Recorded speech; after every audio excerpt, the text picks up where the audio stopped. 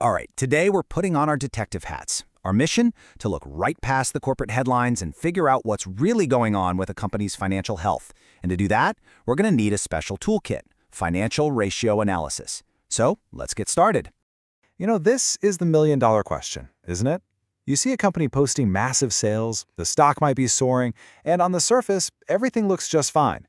But so often, the real story, the story about risk, about sustainability, is hidden, just waiting for someone with a keen eye to uncover it. And here's the secret. The real story isn't in the big, splashy standalone numbers. Nope. It's in the relationships between those numbers. That's where you find all the clues about how efficient a company is, how safe it is, and how well it's actually performing. And to find those clues, we need the right tools. And this is our toolkit.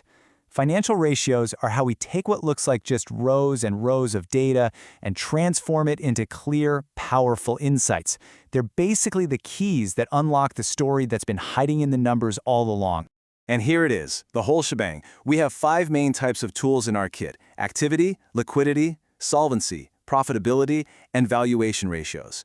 Now, each one is like a specialized instrument designed to investigate a completely different part of the company's story, from its daily hustle all the way to its long-term chances of survival. For this investigation, we're going to grab the very first tool from our kit, activity ratios. I want you to think of these as the best way to measure a company's operational heartbeat, its day-to-day rhythm and pulse. So what exactly is that pulse? Well, activity ratios tell us how efficiently a company is using its core resources, like its inventory and assets, to actually generate sales and, most importantly, cash. It really is all about performance, efficiency, and speed. And what they really get at, what they reveal, is the speed of a company's operating cycle. And that's just a fancy way of saying the fundamental process of how a business actually works and makes money, day in and day out. So, let's break that cycle down. It's actually pretty simple when you think about it. A company uses cash to buy inventory. Then, it sells that inventory, a lot of times on credit. And finally, it collects the cash from its customers. Then, the whole cycle starts all over again. The faster this wheel turns, the more efficient the company is. And to figure out just how fast that wheel is turning, we ask 3 main questions. First, inventory turnover asks, how quickly are we actually selling the stuff we make? Second, receivables turnover asks, how fast are we collecting the money that people owe us?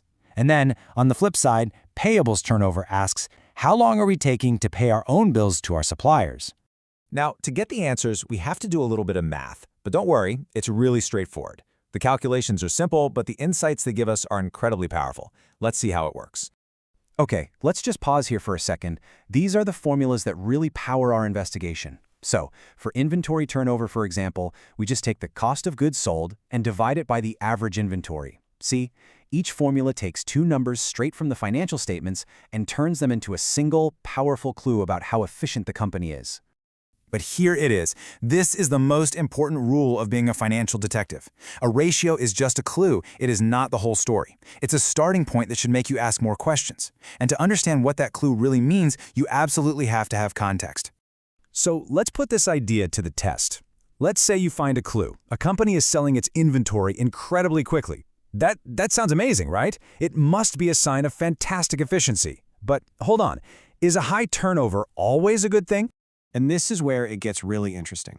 Yeah, on one hand, high turnover might mean the company is just a well-oiled machine.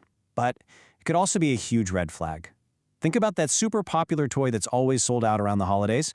The company's inventory turnover ratio looks incredible on paper, but in reality, they're losing out on millions in sales and creating frustrated customers who might never come back. So how do we get to the real why behind the number? Well, analysts use 3 core techniques. They use trend analysis to see if a ratio is getting better or worse over time. They use cross-sectional analysis to see how the company stacks up against its direct competitors. And they always consider the bigger picture, the overall economic conditions. So, we've seen that activity ratios are a really powerful first tool for any investigation. They give us a clear snapshot of a company's operational efficiency, but they can't tell us the whole story. And that really brings us to the most important takeaway of all. Don't just be a number spotter, be a story finder. The real skill isn't in calculating the ratio, It's in digging deep to understand why it is what it is and what that might mean for the future. I mean, a company can be incredibly efficient, turning over inventory like crazy, but that doesn't matter one bit if it can't pay its bills next month. So how do we measure a company's ability to survive a downturn, to handle a crisis? For that, we need to pull the next tools out of our kit: liquidity and solvency ratios. And we'll crack those open in our next explainer. See you then.